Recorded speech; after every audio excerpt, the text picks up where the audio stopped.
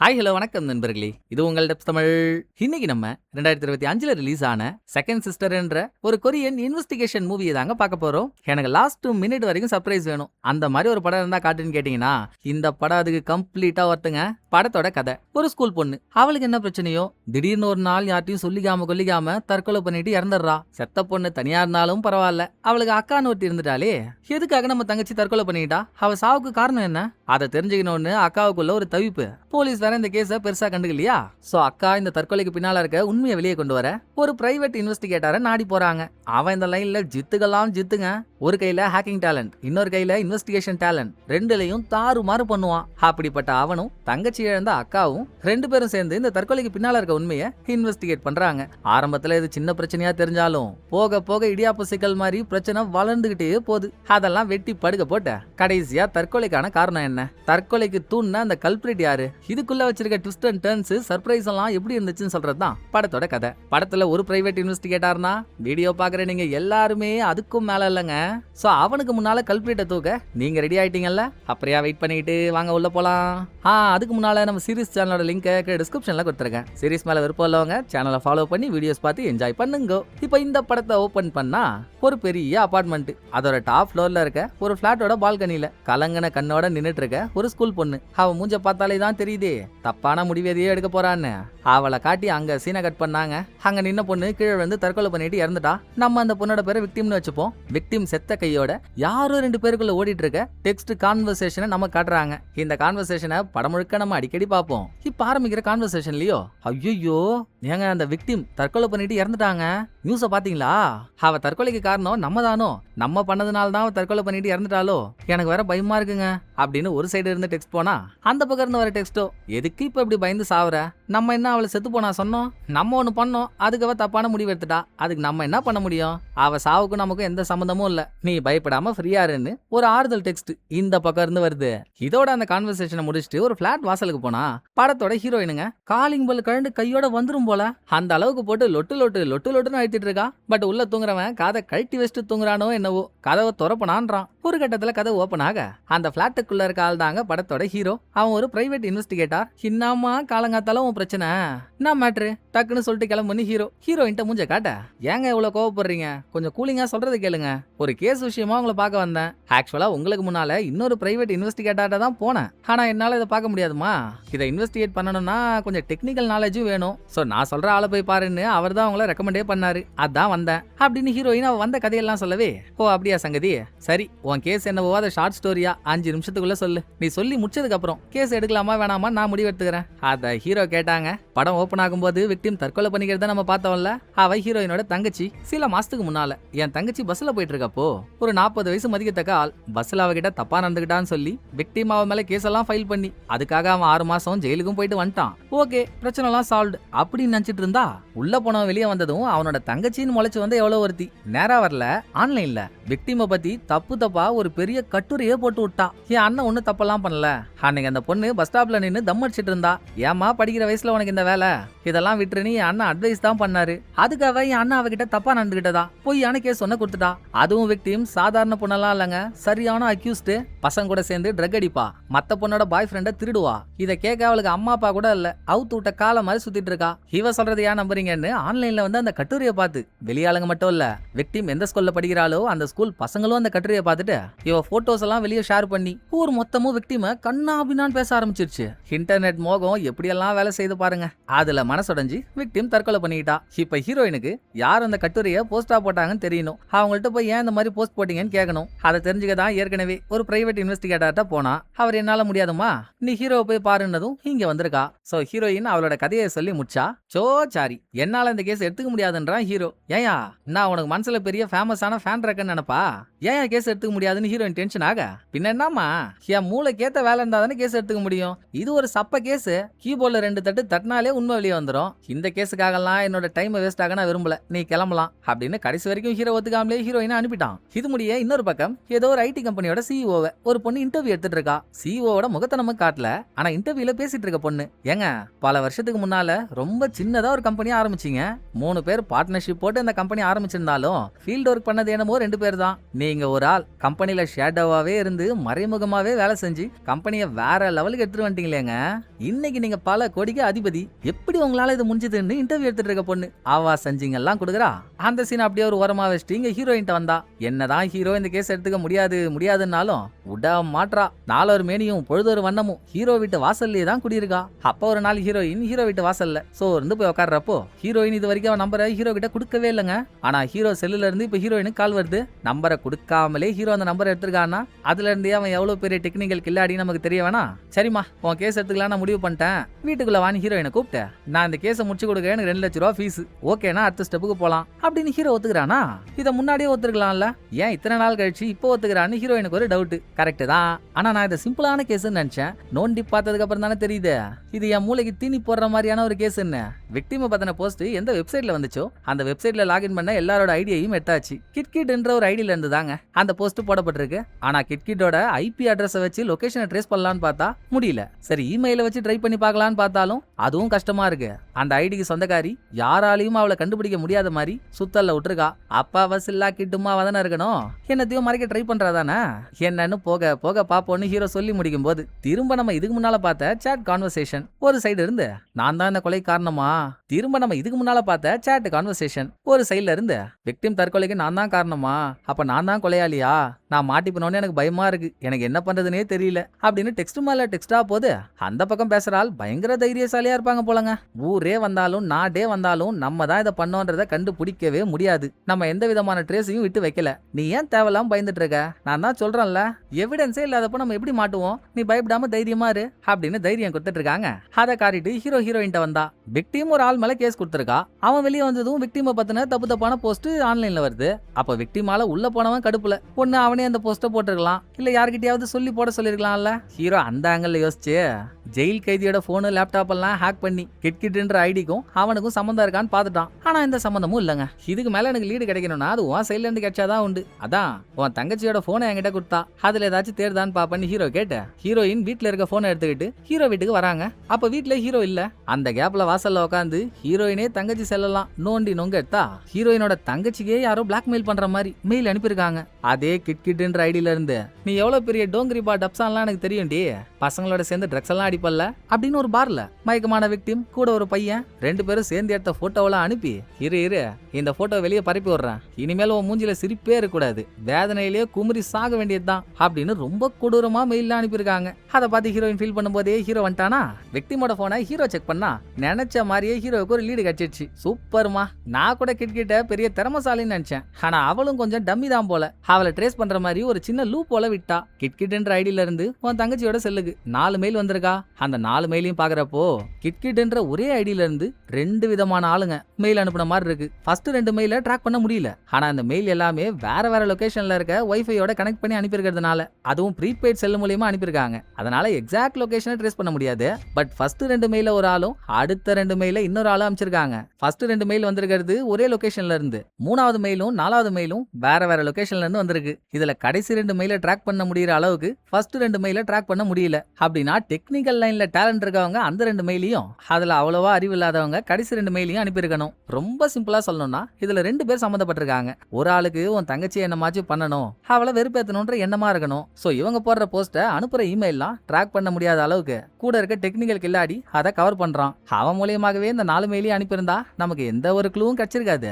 ஆனா அந்த டெக்னிக்கல் ஆளுக்கு தெரியாமலே கிட்கிட்டு சும்மா இல்லாம ஏதோ ஒரு கோவத்துல மெயில் அனுப்பி லூப் போல விட்டு மாட்டிக்கிட்டா. இன்னும் கம்ப்ளீட்டா மாட்டல, ஆனா நமக்கு கிடைச்ச க்ளூ வரைக்கும் மெயில் அனுப்பியிருக்கிறது ஒரு சாம்சங் போன்ல இருந்து. நிச்சயமா உன் தங்கச்சியோட கிளாஸ்மேட்ல யாரோ ஒரு ஆள் தாமா இந்த மெயில் அனுப்பின ஆளா இருக்கணும் அப்படின்னு ஹீரோ ஒரு ட்விஸ்ட கொடுக்க. டேய் விங்ஸ் இல்லாத வில்லேஜ் கோழி, என்னடா சொல்ற, என் தங்கச்சியோட கிளாஸ்மேட் தான் இந்த மெயில் அனுப்பியிருக்காங்களா, எப்படி சொல்றேன்னு ஹீரோயின் கேட்டா. ஆமாமா, விக்டிமால ஜெயிலுக்குள்ள போனவன் திரும்ப வெளியே வந்ததும் அவன் தங்கச்சி தானே விக்டிமை பத்தி தப்பா போஸ்ட் போட்டதா நீ சொன்ன. போஸ்ட்லயும் அப்படிதானே மென்ஷன் பண்ணி இருந்தாங்க.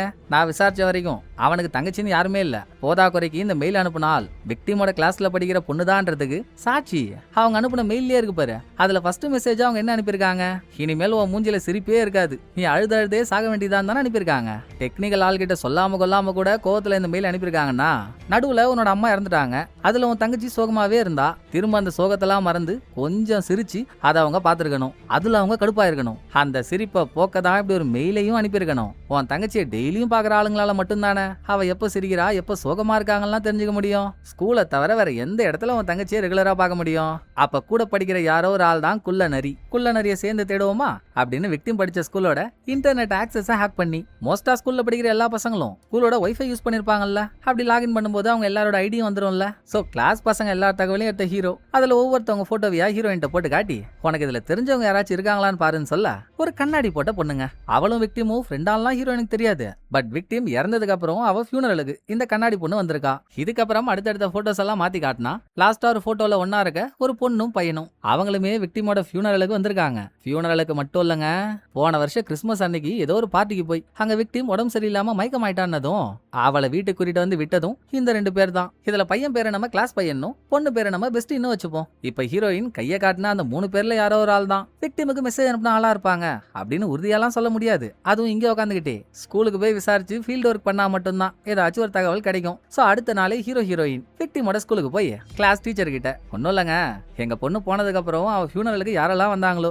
அந்த பசங்களை பார்த்து நன்றி சொல்லிட்டு போலான்னு வந்தோம், நீங்க கோச்சிக்கலனா அதை மட்டும் பண்ணிட்டுமா அப்படின்னு பெர்மிஷன் வாங்கி இவங்க பேசிட்டு இருக்க டீச்சரோட போனை பார்த்தா அவங்க யூஸ் பண்றதும் சாம்சங் போன் தான். அதுக்கப்புறம் கிளாஸ் பையன் பெஸ்டி அவங்கள தனியா உட்கார வச்சு ஹீரோ ஒரு கேள்வியை கேட்க போறாங்க. அதுக்குள்ள ஹீரோயின் சும்மா இல்லாம, ஏன்பா போன கிறிஸ்மஸ் அன்னைக்கு மயக்கமா இருந்த என் தங்கச்சிய வீட்டுக்கு கூட்டிட்டு வந்தது நீங்க தானே அப்படின்னு ஹீரோயின் வாய விட்டா. உடனே முன்னால இருந்த 2 பசங்களும் ஜர்க் ஆவறாங்க. டக்குனு ஹீரோ டேபிளுக்கு அடியில ஹீரோயினோட காலை மிதிச்சு, சத்த சும்மா இருடி, நான் தான் பேசிட்டு இருக்கேன்ல அப்படின்னு கண்ணை காட்டி அவளை ஆஃப் பண்ணிட்டாரு. அந்த கதையை தட்டி விடுங்கப்பா. எனக்கு ஒரு டவுட், விக்டிம் உங்க கிளாஸ்மேட் தானே, சொல்ல போனா உங்க ஃப்ரெண்டு தானே, ஸ்கூல்ல யாராவது அவளை வெறுக்கிற மாதிரியோ இல்ல புள்ளி பண்ற மாதிரியோ நடந்துக்கிட்டாங்க, உங்களுக்கு ஏதாச்சும் தெரியுமான்னு ஹீரோ போட்டு வாங்க. பெஸ்டி கொஞ்சம் கூட யோசிக்கவே இல்ல, எடுத்ததும் பிரின்சஸ்ன்ற ஒரு கிளாஸ் பொண்ணோட பேரை சொல்றா. பணக்கார வீட்டு பொண்ணு, ஸ்கூல்லயே 4-5 அல்ல கைங்களை வச்சுக்கிட்டு தான் சுத்துவாலாம். யாராவது அவளை லைட்டா முறைச்சுக்கிட்டாலும் அவங்கள என்ன மாச்சு பண்ணிடணும்னு கங்கணம் கட்டிட்டு இருப்பா போல. ஒரு நாள் ஸ்கூல்ல ஃபீல்ட் ட்ரிப் போலான்ற டாபிக் வரும்போது, நம்ம எல்லாரும் இந்த இடத்துக்கு தான் போறோம், அதுக்கு ஓட் பண்ணுங்கன்ற மாதிரி பிரின்சஸ் சொல்லியிருக்கா. ஆனா விக்டிம் அதை கேட்காம வேற லொகேஷனுக்கு மாத்தி ஓட் பண்ணிட்டா. அதுல இருந்து பிரின்சஸ்க்கு விக்டிம் மேல கோவம். சோ விக்டிமை பத்தின தப்பான ரூமர்ஸ் எல்லாம் அவ தாங்க கிளப்பி விட்டுருப்பா அப்படின்னு யோசிக்காம பெஸ்டி பிரின்சஸ் மேல பழியா போடுறா.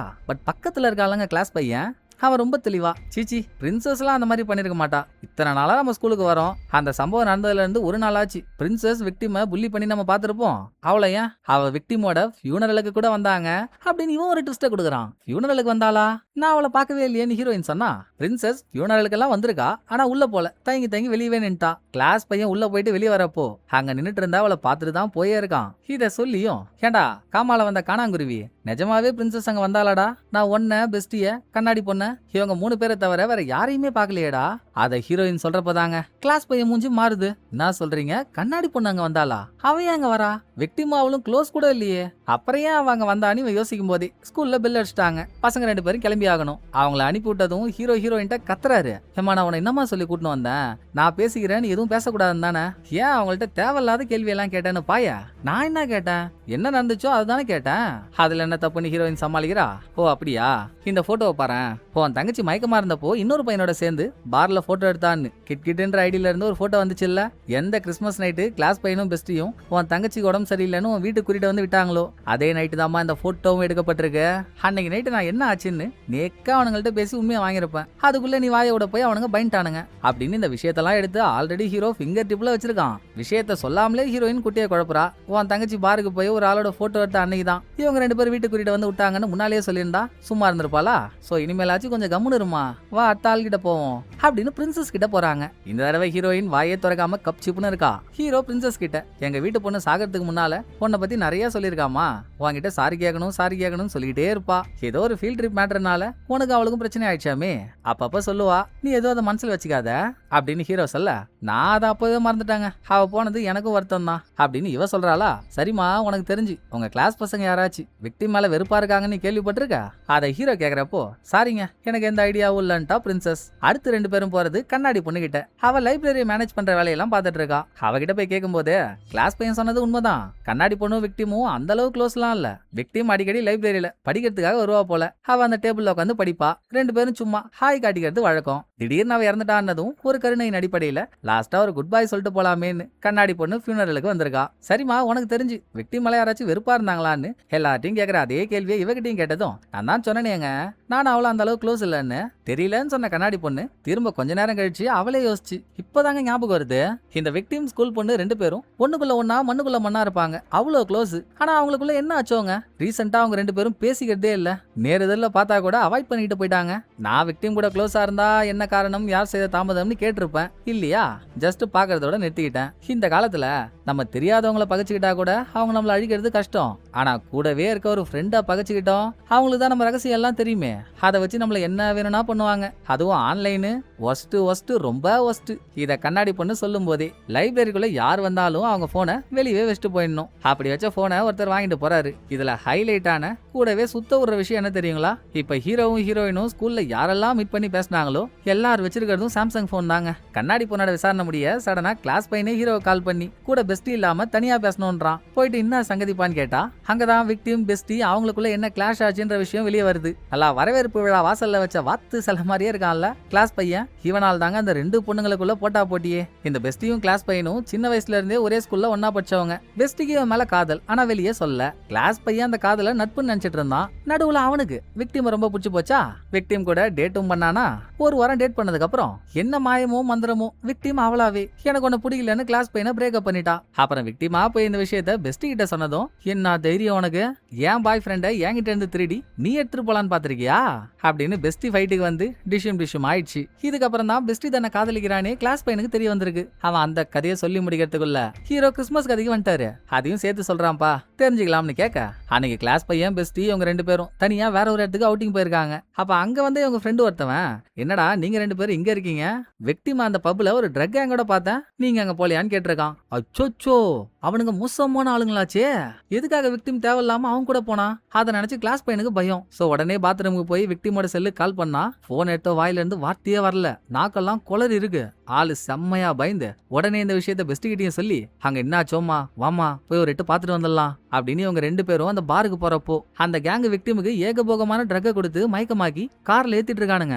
நல்ல வேலையா இவங்க 2 பேரும் அங்க போய் என்னடா பண்றீங்க அவளன்னு கத்துனதுனால விக்டிமா அப்படியே விட்டு போயிட்டாங்க. ஏன் இந்த விஷயத்த வெளியே சொல்லிக்கிட்டேன்னு இவங்களும் பொத்தனாப்புல பொண்ணை தூக்கிட்டு வந்து வீட்டுல போட்டாங்களா. ஆனா பப்ல எடுத்த போட்டோ எப்படி வெளியே வந்திருக்குன்னா அந்த கேங்க சேர்ந்த ஒரு ஆளோட தம்பி இந்த ஸ்கூல்ல ஸ்டூடெண்டா இருந்திருக்கான். ஒருவேளை கேங் கிட்ட இருந்து போட்டோ அவங்கிட்ட வந்து அவன் அதை பரப்பி விட்டுருக்கலாம். இந்த டாபிக்கோட கிளாரிபிகேஷன் கிடைச்சதும் அடுத்த டாபிக். சரிப்பா, இதுக்கு முன்னால நான் அவங்கிட்ட பேசினப்போ கண்ணாடி பொண்ணோட பேச்சு வரப்போ நீ எதையோ சொல்ல வந்தல்ல, ஆனா சொல்லாம விட்ட என்னன்னு ஹீரோ இப்போ அதை கேட்க, இல்லங்க விக்டிம் மேல யாருக்காச்சும் வெறுப்பு இருக்கான்னு கேட்டப்போ பெஸ்டி பிரின்சஸோட பேரை சொன்னால. என்ன கேட்டா நான் கண்ணாடி பொண்ணோட பேர் தாங்க சொல்லுவேன். ஏன்னா கொஞ்ச நாளைக்கு முன்னால இந்த ஸ்கூல்ல படிக்கிற ஒரு பொண்ணு ரூஃப் டாப்ல ஒரு ஆளுக்கு முத்தம் கொடுத்துட்டான்னதும் அதை போய் டீச்சர்கிட்ட கம்ப்ளைண்ட் பண்ணி அவங்கள ஸ்கூலை விட்டே துரத்தி விட்டா அப்படின்னு கிளாஸ் பையன் சொல்ல, முத்தம் கொடுத்தா தப்பா, நீ என்னப்பா 90s கிட்ஸ் மாதிரி பேசுறேன்னு ஹீரோ கேட்டா, இல்லங்க ஒரு பொண்ணு ஒரு பையனுக்கு முத்தம் கொடுத்தா தப்பு இல்ல, ஆனா அந்த பொண்ணு முத்தம் கொடுத்தது இன்னொரு பொண்ணுக்கு, இது தப்பு தானே. நமக்கு தப்போ இல்லையோ கண்ணாடி பொண்ணை பொறுத்த வரைக்கும் தப்பு.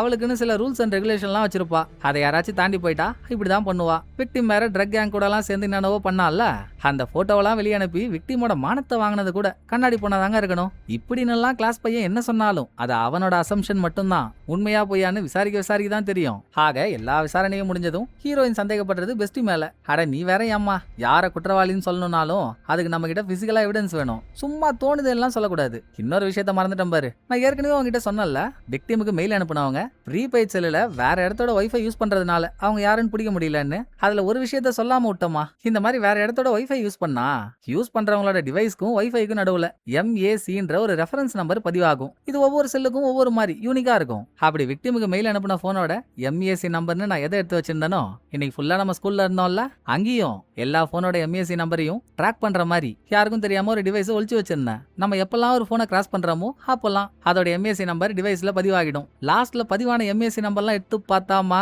மெயில் அனுப்பின ஆளோட எம்ஏசி நம்பர் இந்த டிவைஸ்ல பதிவாயிருக்கு. சோ நம்ம சந்தேகம் கரெக்ட் தான்.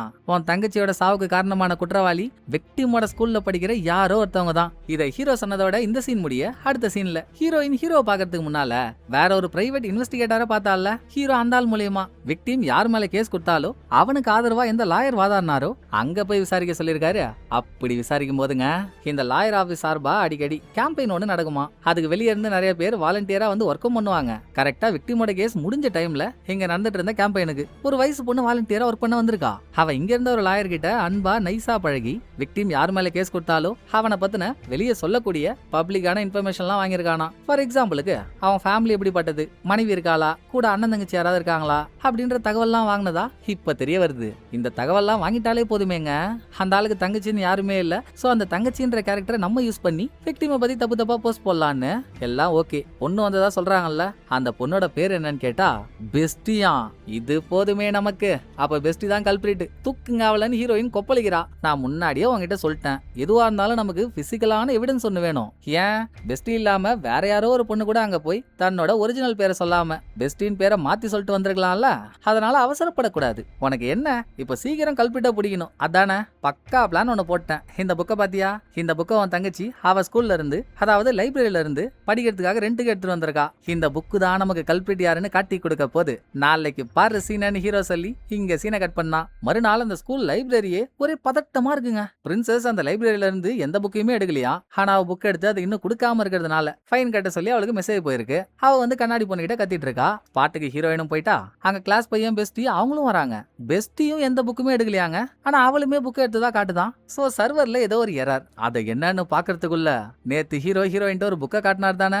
அந்த புக் கோட்டை குட்டு குடு நீங்க ஓடி வந்து டீச்சர் டீச்சர் டீச்சர் இந்த புக்கை எங்க வீட்டு பொண்ணு இங்க தான் டீச்சர் எடுத்துட்டு போனா, அதை திரும்ப கொடுக்கலான்னு நான் அந்த புக்கை திறந்து பார்த்தா அதுல சாகிறதுக்கு முன்னால விக்டிம் சூசைட் லெட்டர் ஒன்னு எழுதி வச்சிருக்கா போல டீச்சர், நீங்களே பிரிச்சு பாருங்கன்னு அத்தனை பேருக்கு முன்னால புக்ல இருந்த ஒரு லெட்டரை பிரிச்சு படிக்க சொல்ல அதுல வாக்கியம் முழுசா இல்லங்க, பிட்டு பிட்டா இருக்கு. அப்படின்னா அந்த லெட்டருக்கு பார்ட் 2 ஒன்னு இருக்கும். எந்த புக்ல லெட்டர் இருக்கோ அந்த புக்குக்கும் பார்ட் 2 ஒன்னு இருக்குல்ல. சோ அதுலதான் ரெண்டாவது லெட்டர் இருக்கும்னு ஹீரோவா சொல்லி இவரே போய் புக் ஷெல்ஃப்ல எல்லாம் ஆராய்ச்சி அந்த புக்கோட ரெண்டாவது பார்ட்டை எடுத்துட்டு வராரு. அதுலயும் ஒரு லெட்டர் இருக்கு. பட் அந்த லெட்டர்லயும் சென்டென்ஸ் கம்ப்ளீட்டா இல்ல. ஃபர்ஸ்டும் லாஸ்டும் கிடைச்சு நடுவுல ஏதோ ஒன்னு மிஸ் ஆன மாதிரி இருக்கு. ஓ மை காட், இது வரையா? சரி இந்த புக்ல 2 பார்ட் தான் இருக்கா இல்ல மூணாவது ஏதாவது இருக்கான்னு கேட்டா 2 பார்ட் தான். பரவாயில்ல, நீங்க சிஸ்டம் செக் பண்ணுங்க. விக்டிம் இங்க இருந்து வேற ஏதாவது புக் எடுத்திருக்காளான்னு தெரிஞ்சுக்கிட்டா அதுல லெட்டர் இருக்கான்னு பாத்துடலாம் அப்படின்னு ஹீரோ சொன்னதும் கண்ணாடி பொண்ணு சிஸ்டம் செக் பண்றா.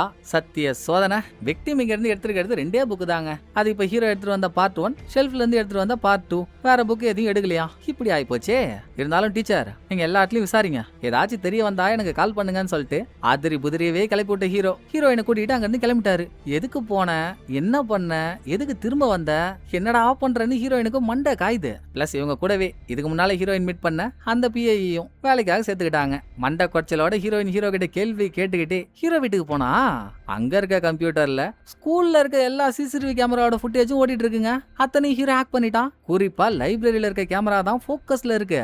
ஓகே, ஆட வேண்டியதெல்லாம் ஆடியாச்சு. இப்ப ஆட்டத்தை முடிக்க ரெடி ஆகுமா?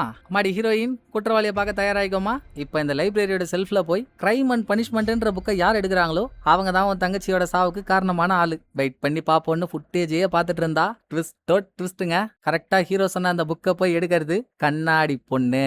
திறந்து பார்த்தா அதுல விக்டிம் பெஸ்ட் போன அந்த 3வது லெட்டரும் இருக்கு. பட் இப்ப நம்ம பார்த்த ட்விஸ்ட்டை விட பெரிய ட்விஸ்ட் என்னன்னா ஹீரோ நம்ம கொடுக்கறது தான். அங்க கிடைக்கிற அந்த லெட்டரும் சரி, இதுக்கு முன்னால புக்ல இருந்து எடுத்த 2 லெட்டரும் சரி, எல்லாமே ஃபேக்கு. குற்றவாளியை பிடிக்கிறதுக்கு அது ஹீரோ வச்ச டிராப்பு. 2-3 நாளா கஷ்டப்பட்டு உட்காந்து விக்டிமோட ஹேண்ட் ரைட்டிங்கை எழுதி பழகி ஹீரோ தாங்க அந்த லெட்டர் எழுதி வச்சிருக்காரு. அதோட ஹீரோயின்லாம் லைப்ரரிக்கு போறதுக்கு முன்னால அங்க இடமே கலைபெருமா இருந்துச்சு இல்ல. நெட்வொர்க் எரர்னால யாரும் எடுக்காத புக்கெல்லாம் எடுத்த மாதிரி காட்டுச்சு இல்லையா. எல்லாமே ஹீரோவோட லீலைகள். இது எல்லாத்துக்கும் மேல கண்ணாடி பொண்ணு சிஸ்டம் செக் பண்றப்போ விக்டிம் எங்க லைப்ரரியில இருந்து 2 புக் எடுத்துட்டு போன மாதிரி காட்டுச்சு இல்ல. விக்டிம் அந்த புக்கெல்லாம் எடுத்ததே கிடையாது. ஹீரோ தான் அந்த புக்கை எடுத்ததா சிஸ்டம்ல மாத்தி டைப் பண்ணி வச்சிருக்காரு. 2 புக்கை மட்டும் இல்லங்க, 3வதா கிரைம் அண்ட் பனிஷ்மெண்ட்ன்ற புக்கையும் அவ எடுத்திருக்கிறதா அதுல மென்ஷன் பண்ணிருக்காரு. ஆனா கண்ணாடி பொண்ணு செக் பண்ணிட்டு அதை சொன்னாலா? சொல்லவே இல்ல தானே. எங்க அதுல நம்ம தான் குற்றவாளின்ற உண்மை இருந்து மாட்டிக்க போறோன்ற பயத்துல அவ சொல்லல. அப்புறம் லெட்டர்லாம் எப்படி புக்குக்குள்ள போச்சுன்னு நான் சொல்லி உங்களுக்கு தெரிய வேண்டியது இல்ல. ஹீரோ தான் தனியாவே இந்த ஷெல்ஃப்ல போய் நான் புக் எடுத்துட்டு வரேன்னு போனாரே. அப்ப சொருக வேண்டிய இடத்துல சொருக வேண்டியதை சொருவிட்டார். சோ கண்ணாடி பொண்ணுக்கு விக்டிம் மேல ஏதோ ஒரு கோவம். அந்த கோவத்தினால விக்டிம் கேஸ் கொடுத்தால் ஜெயிலுக்கெல்லாம் போயிட்டு வந்ததும் அப்ப அந்த பழிய விக்டிம் மேல திருப்ப ஆரம்பிச்சவ கண்ணாடி பொண்ணு விக்டிமோட ஸ்கூல் படிச்சதுனால இவளை பத்தின எல்லாமே தெரியும்ல. இவ பெஸ்டியோட பாய் ஃப்ரெண்ட் ஆட்டைய போட பார்த்தா. அப்புறம் ஒரு கேங்கோட போய் ஒரு பப்ல உட்காந்து ட்ரக் அடிச்சா. அங்க எடுத்த போட்டோ உட்பட லைப்ரரி உள்ள யார் வந்தாலும் அவங்க போனை தான் வெளியே ரிசப்ஷன்ல வச்சுட்டு போறாங்களே. அதனால கண்ணாடி பொண்ணுக்கு அந்த போன்ஸ் எல்லாம் ஹேக் பண்ணி அதுல இருக்க போட்டோலாம் எடுக்கிறது ரொம்ப ஈஸியான ஒண்ணா இருக்கும். அப்படி பப்ல விக்டிம் மயக்கமான நிலைமையில ஒரு பையனோட சேர்ந்து எடுத்த போட்டோவெல்லாம் தட்டி தூக்கி அதை வச்சு பிளாக்மெயில் பண்ணிருக்கா. கூடவே லாயர் ஆபீஸ்க்கு பெஸ்டின்ற பொண்ணோட பேரை சொல்லி போய் கேஸ் கொடுக்கப்பட்ட ஆளோட பர்சனல் டீடைல்லாம் வாங்கினால அதுவும் இவளே. மொத்தத்துல கண்ணாடி பொண்ணு தாங்க கிட்கிட்டு. இப்ப லைப்ரரியில 3வது புக்ல இருந்து எடுக்கிற லெட்டரை கூட கண்ணாடி பொண்ணு படிக்கவே இல்லையே. நேராத கெமிஸ்ட்ரி லேபுக்கு எடுத்துட்டு போய் அங்கேயே வச்சு கொளுத்திட்டா. வந்துச்சு ஹீரோயினுக்கு கோவம். என் தங்கச்சியோட சாவுக்கு காரணமா இருந்துட்டு அவளோட கடைசி லெட்டர்னு நம்ம ஒண்ணு சொல்லிட்டு வரோம், அதை படிக்க கூட மனசு இல்லாம கொளுத்துறான்னா எவ்வளவு திமிரு இருக்கும். விட மாட்டான் அவளை. பொண்ணே தீர்வன்னு ஹீரோ வீட்டுல இருந்து ஒரு கத்தி எடுத்துட்டு வெளியே கிளம்புறா. எம்மா எம்மா எம்மா நீ என்னம்மா 10 தலை பத்திரகாளி மாதிரி பொங்குற? கோவத்துல நீ போய் அவளை என்ன மாச்சு பண்ணிட்டா?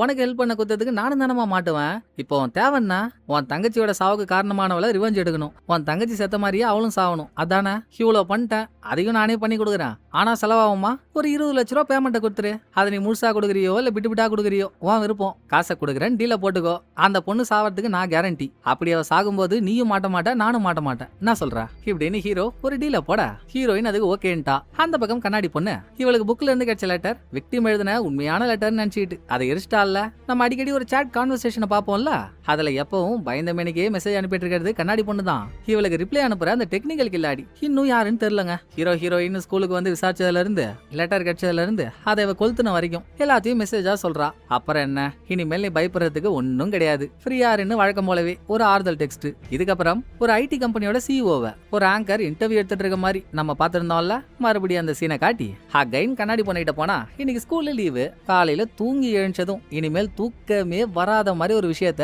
இன்டர்நெட்ல பாக்குறா. அதாவது இவ எப்படி விக்டிமை பத்தி தப்பு தப்பா போஸ்ட கிரியேட் பண்ணி விக்டிம் கேஸ் கொடுத்த ஆளோட தங்கச்சி மாதிரி அந்த போஸ்ட போட்டாலோ அதே மாதிரி இவ பண்ண குட்டெல்லாம் வெளியே கொண்டு வர ஸ்டைல்ல விக்டிமோட சாவை பத்தி அதுல இருக்க உண்மை தன்மையை பத்தி இன்டர்நெட்ல போஸ்ட் ஒன்று வந்திருக்கு. கண்ணாடி பொண்ணோட பேரை மட்டும்தான் மென்ஷன் பண்ணல, மிச்சபடி எல்லாம் பக்க கிளப்புற மாதிரி இருக்கா.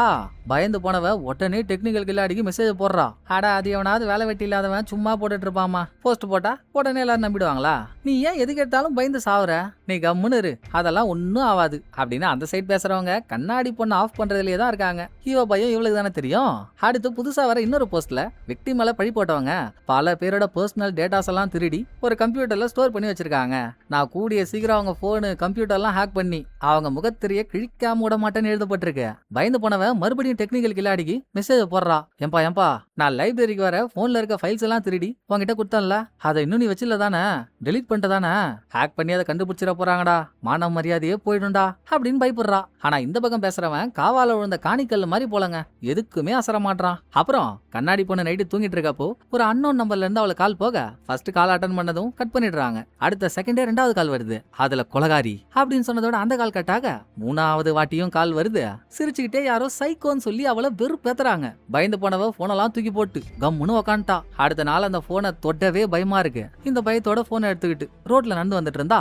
நேத்து கூட போன்ல தானே கொலகாரின்னாங்க, இப்பெல்லாம் கண்ணாடி பொண்ணோட மண்டைக்குள்ள தானாவே கொலகாரி கொலகாரி கொலகாரின்ற வார்த்தை கேட்டுக்கிட்டே இருக்கு. எப்படா அதெல்லாம் நம்மளே யோசிச்சா? அதுக்கப்புறம் தான் அதுக்கு பின்னால ஹீரோ வச்சிருக்க ட்விஸ்ட் எல்லாம் நமக்கு தெரியுது. ஹீரோயினுக்கு வாக்கு கொடுத்துட்டாருல்ல, உன் தங்கச்சி செத்த மாதிரியே நான் அவளையும் சாகடிக்கிறேன்னு. அதோட முதல் கட்டமா கண்ணாடி பொண்ணு இன்டர்நெட்ல பார்த்த போஸ்ட் எல்லாம் இவர் தான் போட்டு விட்டுருக்காரு. ஹீரோவுக்கு தெரியும் நம்ம என்ன பண்ணாலும் டெக்னிக்கல் கில்லாடி அசர மாட்டான். ஏன்னா அவனை பிடிக்கிறதுக்கான எந்த பிசிக்கல் எவிடன்ஸும் இல்ல, அவன் தான் எல்லாத்தையும் அழிச்சிட்டானே. இந்த பொண்ணு என்ன சொன்னாலும் அதை கண்டுக்கவும் மாட்டான்னு. இவங்க டார்கெட் இந்த பொண்ணை பயமுத்துறது மட்டும்தான். பயமுத்துறதுனா எப்படி தெரியுங்களா? அங்கதான் கண்ணாடி பொண்ணு யாரு, டெக்னிக்கல் கில்லாடி யாருன்ற ஹிஸ்டரி வெளியே வருது. எல்லாம் ஒரே குட்டையில விழுந்த மட்டைங்க தாங்க. எல்லாரும் ஒரே ஃபேமிலி. ஒரு அம்மாவுக்கு பிறந்த அண்ணன் தங்கச்சிக்கு தான் டெக்னிக்கல் கில்லாடி கண்ணாடி பொண்ணு. இவங்களோட ஒரிஜினல் அப்பா இறந்து போயிட்டதும் இவங்க அம்மா 2வது ஒரு கல்யாணம் பண்ணிக்கிட்டாங்க. ஃபேமிலியோட கண்ணாடி பொண்ணு போயிட்டாலும் இவ அண்ணனான டெக்னிக்கல் கில்லாடி ஒரு ஆர்ஃபனேஜ்ல போய் சேர்ந்துட்டான். அடுத்த சில நாள்ல இவங்க அம்மாவும் இறந்துட்டாங்க. என்னதான் கண்ணாடி பொண்ணை பாத்துக்க அவ ஸ்டெப் ஃபாதர் இருந்தாலும் அவளுக்கு அண்ணன் மேலதான் பாசம் அதிகம். அப்பையில இருந்தே அண்ணன் கூட டச்சிலேயே இருந்திருக்கா. இவளுக்கு என்ன பிரச்சனைனாலும் இவளுக்கு எந்த உதவினாலும் அண்ணனான டெக்னிக்கல் கில்லாடி தான் பண்ணியும் கொடுக்குறான். கண்ணாடி பொண்ணு அவ சுயலாபத்துக்காக அவ ஜாலிக்காக பண்ண ஒரு விஷயத்துல டெக்னிக்கல் கில்லாடி மாட்ட போறான்னு அவ மனசுல ஒரு எண்ணத்தை விதைச்சு விட்டா அது அதுலயே ஆளு வீக்னஸ் ஆயிடுவா. ஒருத்தவங்க வீக்னஸ தூண்னா அவங்கள தற்கொலைக்கும் அசால்ட்டா தள்ளிடலாம்ல. சோ அண்ணனும் தங்கச்சியும் பண்ண தில்லாலங்கடி வேலையெல்லாம் போஸ்டா போட்டதுக்கு அப்புறம் ஹீரோ அவளுக்கு முதல் காலை பண்ணி அதை கட் பண்ணிட்டாரு. ரெண்டாவது கால் பண்ணும்போது வாய்ஸ் ரெக்கார்டிங் சாஃப்ட்வேர்லாம் வச்சு இது உன் டர்ன்மா, அவளை பத்தி உனக்கு என்ன தோணுதோ கால் அட்டன் பண்ணதும் அந்த வார்த்தையை சொல்லு அப்படின்னு மைக் கொடுத்தா போன் எடுத்ததும் ஹீரோயின் தான் கொலகாரின்னு சொல்லியிருக்கா. திரும்ப மூணாவது வாட்டி கால் பண்ணி சைக்கோன்ற வார்த்தையை சிரிச்சுக்கிட்டே சொல்றது ஹீரோ. அதோட வாட்சி முடிஞ்சுதா இல்லையே. கண்ணாடி பொண்ணு ரோட்ல தனியா நடந்து வரப்போ மண்டைக்குள்ள கொலகாரி கொலகாரின்னு வார்த்தை கேடுச்சுல்ல, அது கூட அவ மண்டையில தானா கேட்கல. அதுக்கும் ஹீரோ ஒரு டிவைஸை யூஸ் பண்ணி அந்த டிவைஸ் மூலியமா எக்ஸாக்டா ஒரு பாயிண்ட குறி வச்சு பட்டன் ஒன்னு பிரஸ் பண்ணா இவங்க ரெக்கார்ட் பண்ணி வச்சிருக்க வார்த்தை டார்கெட் பண்ண பாயிண்ட்ல மட்டும் கரெக்டா கேட்கும். அப்படி பண்ணி பண்ணி அவளை மன உளைச்சலுக்கு ஆளாக்கிருக்காங்க. இது இல்லாம கண்ணாடி பொண்ணோட வீட்டுல இருக்க போனோட கேமரா, லேப்டாப்போட கேமரா, அங்க இருந்த எல்லா கேமராவையும் ஹேக் பண்ணி அதோட ஃபுட்டேஜையும் இங்க உட்காந்து எங்க கண்ணாடி பொண்ணு என்ன பண்றான்னு பாத்துட்டு இருக்காங்க. நினைச்சது சக்சஸ்ங்க. எப்ப நம்மளால நம்ம அண்ணன் மாட்டிக்க போறான், அவன் வாழ்க்கை வீணாக போகுதுன்ற சந்தேகம் அவளுக்கு வந்துச்சோ, சந்தேகம்ன்றதை விட பயம் வந்துச்சோ, அப்பவே தற்கொலை பண்ணிக்கலான்ற முடிவுக்கு அவ கொஞ்சம் கொஞ்சமா வந்துட்டு இருக்கா. இப்ப எரிஞ்சிட்டு இருக்க நெருப்புல கொஞ்சோண்டு எண்ணெயை தெளிச்சு விட்டா போதும், அவ டெத்து கன்ஃபார்ம். மண்டைக்குள்ள வாய்ஸ் கேட்கற மாதிரியான ஒரு டிவைஸ் ஹீரோ கிட்ட இருந்துச்சுல்ல, அதே டிவைஸை இப்ப வீட்டுக்குள்ளேயும் ஹீரோ பிக்ஸ் பண்ணி வச்சிருக்காரு. சோ ஹீரோயின் பண்ண வேண்டியது ஒண்ணு தாமா, அவளை தற்கொலைக்கு தூண்டுறதுக்கான ஒரு வார்த்தைய மைக்ல சொல்லு, உன் ரிவெஞ்ச் பேஷா முடிஞ்சிரும், சீக்கிரம் சீக்கிரம் டைம் இல்ல, சட்டு போட்டு ஆக வேண்டிய வேலையை பாருன்னு ஹீரோ அவசரப்படுத்துறான். சொல்லுனா என்னடா சொல்றது, ஏதாவது ஐடியா கொடுன்னு ஹீரோயின் கேட்டா உனக்கு என்ன தோணுதோ அதை சொல்லு, அப்படி இல்லனா போன வருஷம் எதை பாதியில விட்டியோ அதை இப்போ முழுசா முடிச்சு விடுன்னு சொல்லு அப்படின்னு ஹீரோ குண்டக மண்டக ஒரு பேச்சா போட, போன வருஷத்துல அவன் என்னத்தரா பாதியில விட்டா சொல்றான்னு ஹீரோயின் கேட்க போய் தான் அடுத்த ட்விஸ்ட். கண்ணாடி பொண்ணு போன வருஷத்துல தன்னோட கையை கிழிச்சுக்கிட்டு தற்கொலைக்கு முயற்சி பண்ணிருக்கா. இவளுமா ஏன் என்ன காரணம்னு ஹீரோயினுக்கு ஆர்வம். அது ஸ்ட்ரெஸ், ஃபீலிங்ஸ், ஆங்ஸைட்டின்னு நிறைய இருக்குமா. ஆனா இது எல்லாத்துக்கும் ட்ரிகரா இருந்தது ஸ்கூல்ல அவளை புள்ளி பண்ணதுனால. நம்ம ஒரு சீன்ல கிளாஸ் பையன்ட்ட பேசுறப்போ அவன் கண்ணாடி பொண்ணை பத்தி நம்ம கிட்ட ஒண்ணு சொன்னான் தானே, ஸ்கூல்ல படிக்கிற ஒரு பொண்ணு இன்னொரு பொண்ணுக்கு முத்தம் கொடுத்துட்டா, அந்த விஷயத்த கண்ணாடி பொண்ணு டீச்சர் கிட்ட சொன்னதும் முத்தம் கொடுத்த பொண்ணை ஸ்கூலை விட்டே தொத்திட்டாங்கன்னு. இப்படி போட்டு கொடுக்குற கோல் கோடங்கி வேலை பார்த்ததுனால கண்ணாடி பொண்ணை பத்தி இன்டர்நெட்ல தப்பு தப்பானா ரொம்ப தப்பா யாரோ போஸ்ட் ஒண்ணு போட போய் அதை பார்த்த விரக்தியில தான் அவ தற்கொலைக்கே முயற்சி பண்ணிருக்கா. அந்த போஸ்ட போட்டது யாரு தெரியுமா, உனக்கு நல்லா தெரிஞ்சால்தான் உன் தங்கச்சி தான். அது அவ வேற ஐடியில இருந்து போஸ்ட் போட்டு கண்ணாடி பொண்ணால விக்டிம் தான் அந்த போஸ்ட போட்டான்னு கண்டுபிடிக்க முடியாம இருந்தாலும் கண்ணாடி பொண்ணோட அண்ணன் டெக்னிக்கல் கில்லாடியாச்சே, அவன் எப்படி கண்டுபிடிக்காம இருப்பான். அதுக்கு பழிவாங்க தான் அவனுங்க உன் தங்கச்சியை பத்தி இப்படி எல்லாம் போஸ்ட போட்டிருக்கானுங்க அப்படின்னு ஹீரோ சொன்னதும் ஹீரோயின் ஹீட் ஆவறாங்க. நல்லா புதுசா வாங்கின புளியோதர வாளி மாதிரி இருந்துகிட்டு என்னடா தெரியும் உனக்கு என் தங்கச்சியை பத்தி, அவளை பத்தி தப்பா பேசுற, எனக்கு தெரியறத விட உனக்கு நல்லா தெரியுமா, என் தங்கச்சி அப்படிப்பட்ட பொண்ணெல்லாம் இல்ல, நீ கொஞ்சம் ஷட்டரை சாத்துன்னு ஹீரோயின் காண்டாவ. ஓ உனக்கு உன் தங்கச்சியை பத்தி அவ்வளவு தெரியுமா, ஒரே ஒரு வாட்டி உன் தங்கச்சி போட்டிருக்க இந்த போஸ்ட மட்டும் பாரு, அப்புறமும் வாயில இருந்து இதே வார்த்தை வருதா நான் பாக்குறேன் அப்படின்னு ஹீரோ போனை கொடுக்க. இதுக்கு முன்னால விக்டிம் சாகிறதுக்கு முன்னால எழுதின லெட்டர்ஸ் சொல்லி ஹீரோ சில ஃபேக்கான லெட்டர்ஸை இவரா எழுதினாருல்ல, அதுல இருக்க கண்டென்ட் தாங்க இந்த போஸ்ட்லயும் இருக்கு.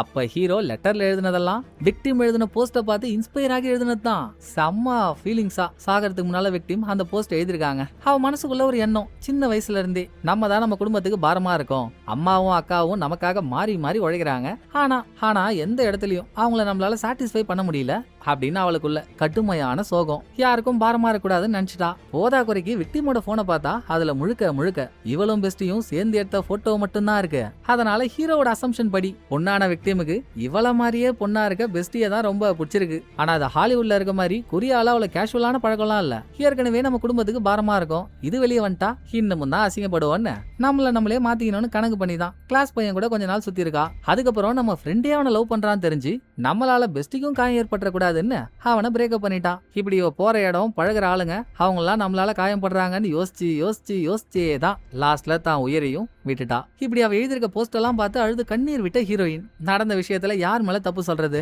அப்ப ஹீரோயின் கண்ணாடி பொண்ணை பழி வாங்கணும்னு நினைக்கிறது நியாயமா, அவளை தடுத்து நிறுத்தி ஆகணும்னு அவ கீழே குதிக்க போறா. பிராக்ஷன் ஆஃப் செகண்ட் தான் சீட்டி கூட்டா விழுந்துருவா. டக்குன்னு மைக்ல ஏய் எங்க போற, கம்பியை கெட்டியா புடி, நீ சாக கூடாதுன்னு சொல்லி ஹீரோயின் அவளை காப்பாத்திட்டா. ஹரியா பொண்ணு இவ தெரியாம பண்ணிருந்தாலும் இவ அண்ணன் புத்திமதி சொல்லிருக்கணும்ல. விக்டிமோட டேட்டா மட்டும் இல்ல, கண்ணாடி பொண்ணு லைப்ரரிக்கு வர போன்ல இருந்து எடுத்து கொடுத்த டேட்டா எல்லாத்தையும் வச்சு அவன் இன்னமும் தில்முள்ளு பண்ணிட்டு இருந்திருக்கான். ஹீரோ அதை வெளியே கொண்டு வந்து அவனை போலீஸ்ல மாட்டி விட்டாரு. லாஸ்டா ஹீரோ ஹீரோயினுக்குள்ள ஒரு கான்வர்சேஷன் ஓடுறப்போ, உன்னோட ரிவெஞ்ச் பிளான நான் பண்ணி கொடுத்தா எனக்கு ஒரு அமௌண்ட் தரேன்னு சொன்னல்லமா, நீ அமௌண்டா தர வேணாம், பேசாம எனக்கு அசிஸ்டண்டா என் கூட வேலைக்கு வந்து சேர்ந்துறியா, எனக்கு வேலைக்கு லேட்டா வரதெல்லாம் பிடிக்காது, பேசாம நீ என் வீட்லயே வந்து தங்கிடு அப்படின்னு ஹீரோ ஒரு கொத்து சாவி அவகிட்ட தூக்கி போடுறாருங்க. உனக்கு எந்த வீடு பிடிச்சிருக்கோ அந்த சாவி எடுத்துக்கோன்னு. என்னடா இது 5-10க்கு அலையிற மாதிரி பேசிட்டு இருந்த, இப்ப என்னமோ ஓவர் பணக்கார மாதிரி சீனா போடுறியே அப்படின்னு ஹீரோயின் ஷாக் ஆனா, கடைசியில ஒரு கலவரமான ட்விஸ்ட்டுங்க. படத்தோட ஆரம்பத்துல இருந்து ஒரு ஐடி கம்பெனியோட சிஇஓவை ஆங்கர் இன்டர்வியூ எடுத்துட்டு இருக்க மாதிரி பார்த்துருந்தோம்ல, அந்த ஐடி கம்பெனி சிஇஓ பல கோடிக்கு அதிபதியே ஹீரோ தான். அவ்வளோ பெரிய பணக்காரனா இருந்துகிட்டு தன்னோட பேஷனுக்காக டிடெக்டிவ் ஆகணும், டிடெக்டிவா வாழணும்ன்றது ஹீரோவோட ஆசை. அத ஆளு மெயினா பார்த்து மெர்சல் ஆகிட்டு இருக்கான். ஆக ஒரு கேஸ் வந்துச்சு, அதை ஏனோ தானோன்னு சால்வ் பண்ணோன்னு மட்டும் இல்லாம சம்பந்தப்பட்ட ஆளுக்கே உண்மையை புரிய வச்சு மனசை மாத்தி மாஸ் காட்டின ஹீரோ இன்டர்வியூல தன்னடக்கத்தோட ஒரு ஸ்மைல போடுறப்போ படத்தோட கதை முடியுதுங்க. இந்த படம் உங்களுக்கு பிடிச்சிருக்கோன்னு நம்புறேன். அடுத்த ஒரு நல்ல படத்துல வந்து நான் உங்களை மீட் பண்றேன். இந்த வீடியோ உங்களுக்கு பிடிச்சிருந்தா லைக் பண்ணிடுங்க. எப்படி பண்ணிருக்கேன்றத மறக்காம கமெண்ட்ல சொல்லிடுங்க. தேங்க்யூ, டடா பாய்.